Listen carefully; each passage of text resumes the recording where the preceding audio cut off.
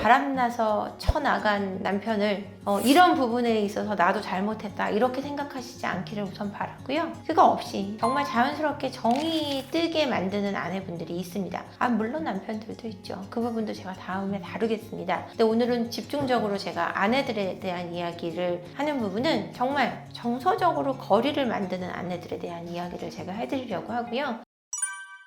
첫 번째 뭐냐면 주구장창 돈 얘기하는 아내를 들 수 있겠는데요. 남편이 이제 월급을 가져다 줍니다. 그럼 얘기합니다. 요즘에 누가 이거 가지고 살아? 응?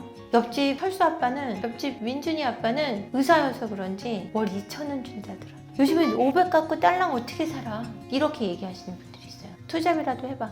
애들 과외비가 얼마인 줄 알아? 아내랑 나눌 수 있는 대안은 너는 부족해. 너는 ATM기로 충분하지 않아. 라는 얘기만 계속 듣게 되는 그런 경우 있어요. 이런 경우 남편분들이 아이들을 위해 참다가 그럼 아이들이 이제 나이가 들고 그러면 이제 아내와 이별을 고합니다. 왜? 야, 평생 이만큼 너를 위해서 돈을 벌었으면 됐어. 나도 할 만큼 했어. 나도 이제 내 인생 살아야지. 이 말이 나올 수밖에 없는 겁니다. 그러니까 남편을 ATM기로 보지 마세요. 그 노력에 적지만 여보 고마워 라고 얘기하는 것이 아니라 너무 적어서 짜증나 이 얘기만 계속 하신다면 남편분은 여러분들을 떠날 겁니다. 남성분들의 경우 이제 성격에 따라 다르긴 한데 무던하게 회피형인 분들은 보통 아내분이 이렇게 얘기하면 그냥 말 안 하고 그래 네 생각은 그렇구나 열심히 할게 이렇게 끝내시고 안으로 싸워주시다가 떠나시는 거고, 공격적인 분들은 야 너도 와서 벌어봐, 너도 나가서 벌어봐, 그럼 나도 벌잖아 요즘 맞벌이 하니까, 야 진짜 거짓말 안 하고 너랑 나랑 하루만 바꿔봤으면 좋겠다 막 이렇게 얘기하시거든요. 이거는 그래도 티키타카가 되는 거예요. 제일 무서운 건 회피형인 분들이고요. 조용히 있다가 조용히 집 나가시는 분들이 있어요. 기본 양육비만 주겠어, 너 뭐 혼나봐 이렇게 나오신단 말이에요. 아내분들이 이럴 때는 그냥 이제 멈춰라고 얘기하셔야 될 것 같아요. 남자분들 최선을 다해 살고 계시잖아요. 내가 그 돈으로 딴짓을 하고 있다면 나쁘지만 정말 버는 돈 다 아내 갖다 주는데도 아내가 끊임없이 그 얘기를 한다면 그건 아내가 잘못된 겁니다. 돈이 부족하지 않은 사람 없어요. 삼성 이재용도 돈이 부족합니다. 그런 부족한 게 당연한 경제적인 그런 분위기인데 어느 곳이나 남편이 그렇게 애를 쓰는데도 돈을 더 벌어오라고 계속해서 바가지를 긁고 부족하다고 얘기하는 아내는 아내의 씀씀이에 문제가 있습니다. 300을 벌어다 주는데 500을 쓰는 것도 씀씀이가 문제가 있는 거고요. 아니 300을 벌어다 주는데 310만 원을 쓰는 것도 문제가 있는 거고요. 애들 교육비가 얼만데 이러냐, 교육을 줄이셔야 되는 겁니다. 그 사람의 인생도 있는데 남편의 인생은 존중하지 않는다면 어떻게 두 사이가 행복할 수 있겠습니까? 계속해서 아내가 그렇다면 아내의 경제권을 가져오시는 수밖에 없어요. 그거는 올바른 부부 생활이 아니거든요. 경제권을 가져오시고 아내에게는 용돈을 조금 주시고 나머지는 경제권을 다 가져오실 수밖에 없습니다. 저더러 못됐다 그러실 텐데요. 부부간이 행복하려고 사는 거지 누가 더 이득을 취할 것인가 갖고 싸워서는 안 된다는 얘기를 하는 거예요. 무조건 돈이 부족하다고 하는 거는 정말 부족할 수도 있어요. 남편이 200만 원 벌어다 주면 애기 둘 데리고 살기 어렵습니다. 알아요. 너무 잘 알아요. 그럼 나도 함께 돈을 벌어야 되는 거지 남편에게 능력 부족이라고 계속 비난해서는 안 된다는 거죠. 두 번째는 이건 어쩌면 돈보다 심각한 문제일 수도 있어요. 남성분들에게 부부관계를 동냥하듯이 주시는 분들이 있어요. 남편에게 기다려, 네가 잘하면 봐서, 아니야 오늘은 아니야, 이렇게 6개월에 한 번 잠자리를 함께 하면서도 전혀 즐기지 못하는 아내, 그 아내에게서는 남편이 떠날 확률이 높습니다.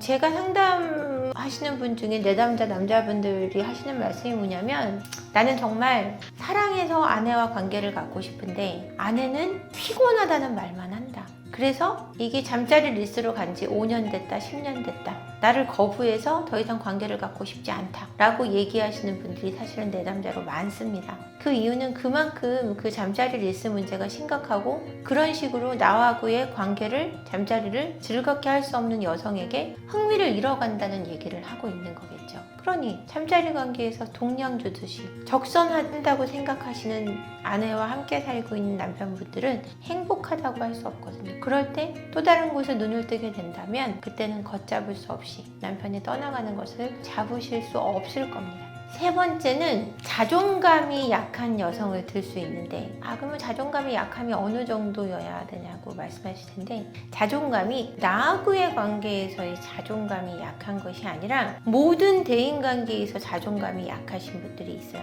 여성분들이 모든 사람에게 친절해요. 나한테만 불친절해요. 그것이 왜 그러냐면 자기의 자존감이 낮기 때문에, 이 아내분의 자존감이 낮기 때문에 다른 사람들에게 잘 보이려고 애쓰는 게 너무 커서 그 에너지를 많이 쓰다 보니 남편에게 쓸 에너지는 없는 겁니다. 그리고 남편은 나와 동급이기 때문에 나처럼 낮은 존재이기 때문에 막대하게 되죠. 다른 사람에게 받는 스트레스를 모두 남편에게 풉니다. 이런 아내에게 남편은 애정을 느낄 수 없어요.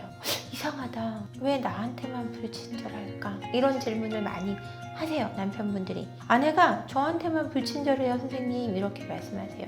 제가 설명을 잘 드리죠. 본인에 대한 자존감이 부족하다 보니 본인과 같은 동급에 있는 남편에게 나와 같다고 투영해서 나처럼 대하게 되어 있습니다. 그런 기저로 인한 우울증이 심각해지면서 더 이상 회복할 수 없는 지경까지 가는 거죠. 그러니까 실제로 이런 사례로 저한테 상담을 많이 오신다는 거죠. 본인의 존재 가치에 대해서 잘 모르시는 분들은 우울증으로 갈 확률이 높고, 그 깊은 우울증은 남편을 향한 짜증과 화로 반복되기 때문에 이걸 견디지 못한 남편분들이 떠날 확률이 높아지는 거죠.